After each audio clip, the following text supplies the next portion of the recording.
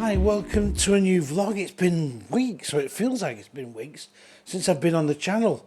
I've noticed how viewing figures have dropped down, not surprisingly. But anyway, a few things. I've been pretty busy.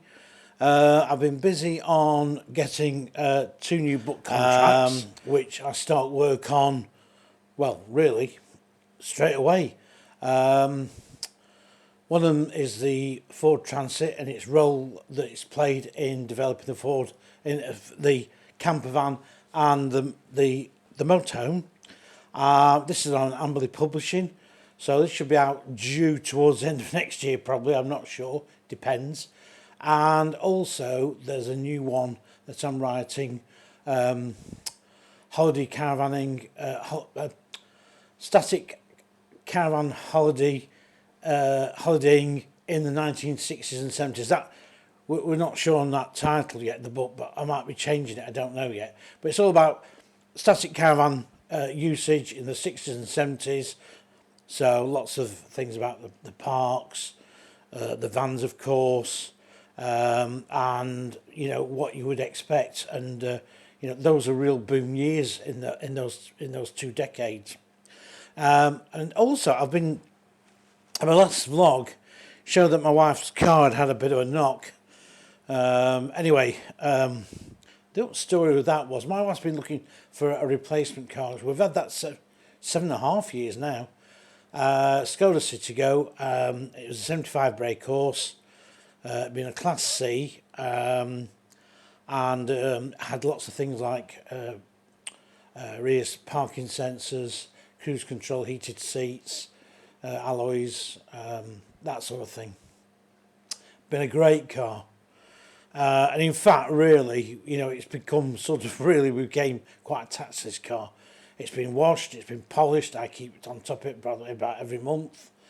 Sometimes it's garage, sometimes it's outside, and basically it's about 4,000 or 5,000 a year.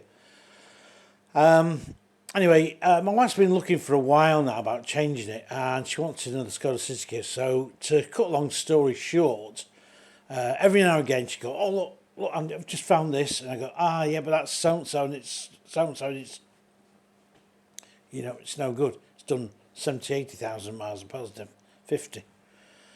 And also it was down to, you know, we used to ring up about a few.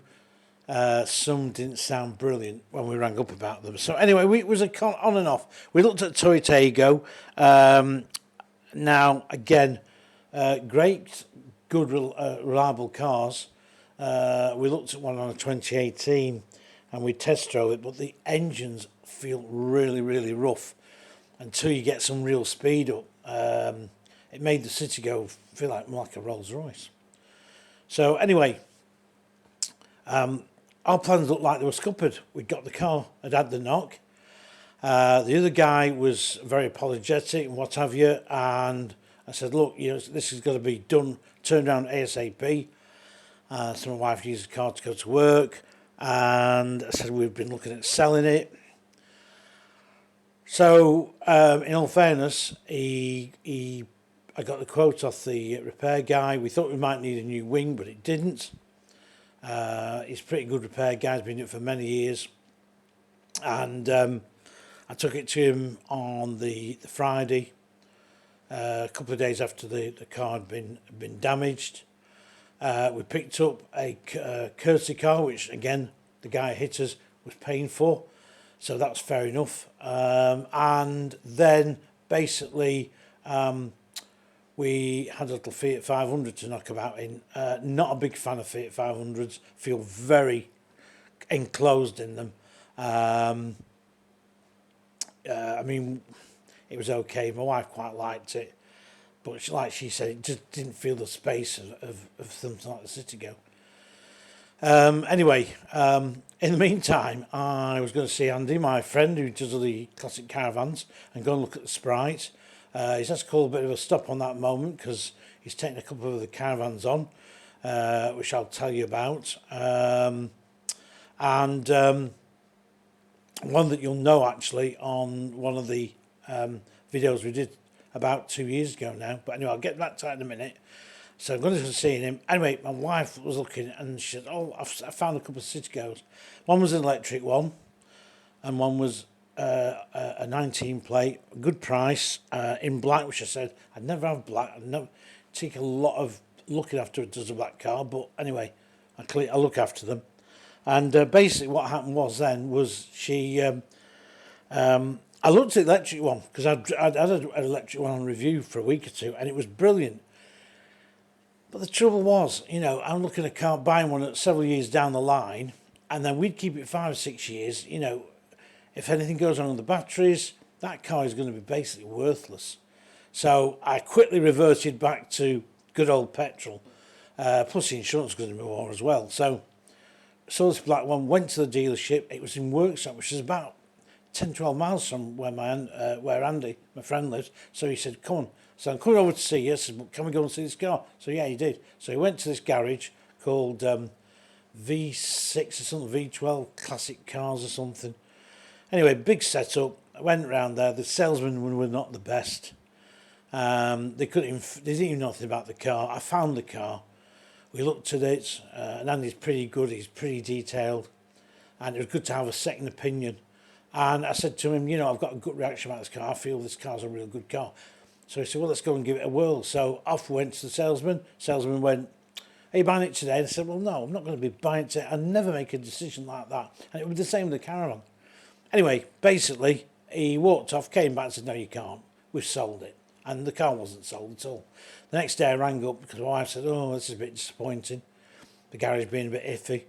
I said, the car's at a good price. I said, and it feels a good car. So she said, well, look, I'll tell you what. I'll give you the money, and if you think it's right, she says, I'll go for your judgment.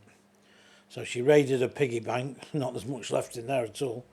And basically, my daughter drove me off to work, so back again a couple of days later. I'd made an arrangement with the salesman to take the car out. I drove it around for about 20 minutes or so. I knew then straight away this car was okay. It was good, clean, really no scratches at all, really nice. So basically we did the deal, but the deal, these sort of guys don't sort of knock you any money off. You know, oh, it's a fair price, or that thing. And yes, it was, in all fairness. I'd seen cars equivalent at £8,500, £9,000.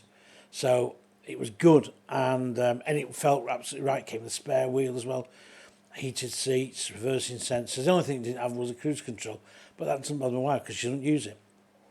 So picked the car up, got it back here, and then it was like, oh, hang on, we need to get this other car sold. Literally put it on Marketplace, Facebook, took a few pictures just on my phone, really. And my wife decided to put private plates on, so it's a lot of messing about. Anyway, within, I don't know, maybe 24 hours, a girl came on. She was interested, wanted to view it on the Sunday. This was now by Friday night. Saturday, I thought, well, look, what I'm going to do is, if she doesn't want it, it's going to have to go on Auto Trader. So I went and took it to one of my favourite little spots, not far from here, that I've taken test cars to review, etc., and done all the photography there. And I even photographed a couple of my cars that I've sold privately myself there. It's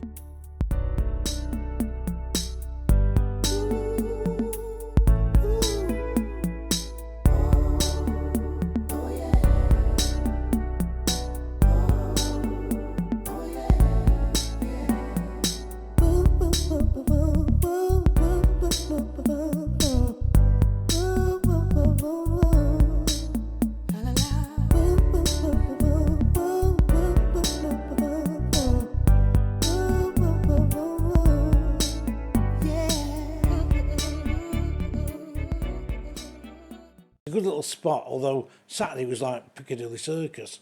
And so many people because there's a lot of walking around there. There's a big caravan site there as well. Got there, took all my pictures, got back. Next day, the girl turned up and she was here for about 2 hours. She was interested in retro stuff. She was interested in the caravan stuff as well. But the thing was, I took her out for a drive, then let her drive it around. And her mum came as well, and the thing was, it was such a smooth transaction. Both parties were happy, and I thought this is the same like when you sell the caravan. You know, she came. There was a few things that weren't right. The air conditioning wasn't working on it, which we came clean about, and the aerial on the for the radio, the aerial problem. They have a problem with aerials on the Citigo VW ups and Seat meters, and it needed attention. But she came in, she drove it, and she came in, and I said, "Well, what did she say? I do want the car." So I said, right, okay. She says, can I make you an offer? And I thought, yeah, okay, fine, fair enough. And she offered me about, I think it was about £200 below that what I was asking. So I said, right, okay. I said, how about we add the extra £50 on? And she said, okay, that's fine. And we did a really smooth transaction. She paid for the car, we got it transferred, and I'd washed it and polished it literally again the day or two before, and she drove the car off, and she's very happy with the car.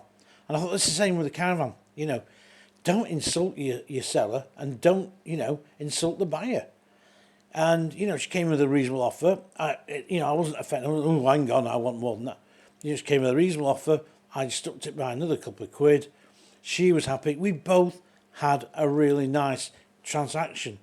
And if you're selling anything private, when that happens, it's good. It's when people come and start saying, well, I'm going to start knocking you down silly money, you know, and they start wanting £1,000, £1,500 off, and you know that is not, you know, that's just plain silly. So it all went very well. I've not been out to any of the caravan dealers. Well, yes, I did. I went up to Coupland's, the place up at Worksop, and which used to be Robinson's, and I had a bit of a wander around there, etc. And so, you know, me and Andy went round and we said, oh, you know, no vans here below like 14k. So I said to the salesman, I said, you know, you've no vans below 14k. And he said, well, no, we don't. We just trade them out. And I thought, that is really limiting your sales. There's a lot of people who can't afford that extra bit of money, and they want a decent van for 5 or 6, 7 grand. You know, what's wrong with sticking those on your forecourt? But anyway, that's their policy. I know it's others. I know a lot of car dealerships do that sort of thing. Cars of certain ages just trade on.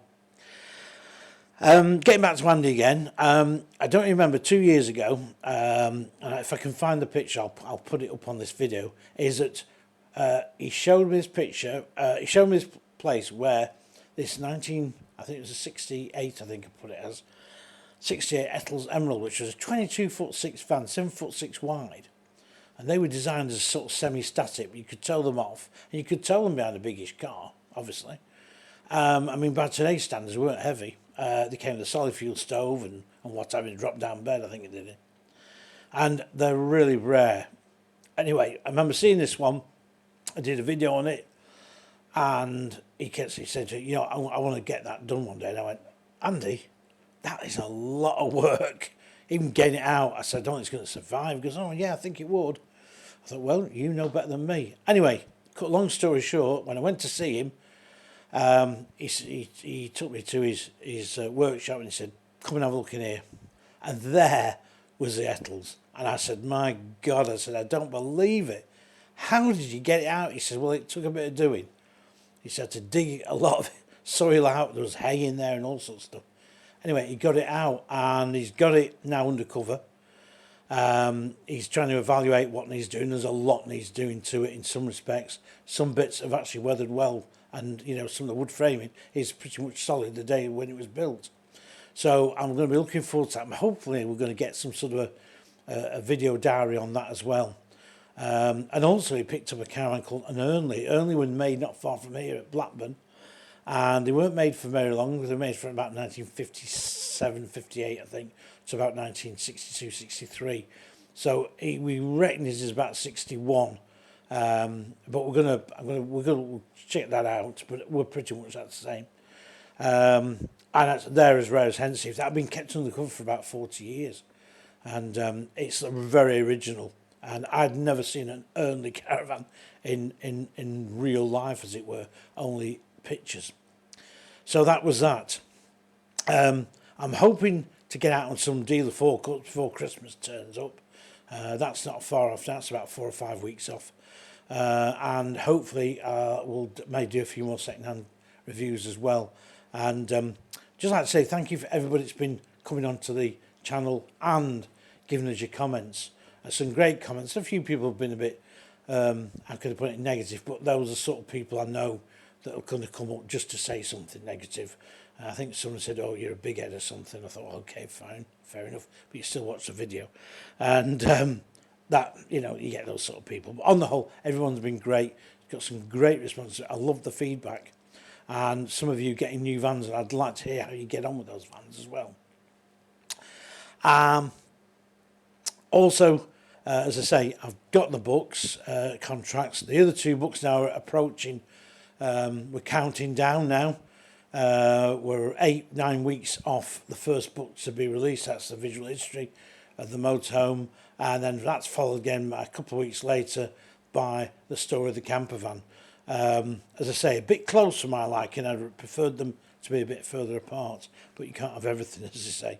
But it's how they've just both clashed, and it happened last time as well with visual history of the caravan.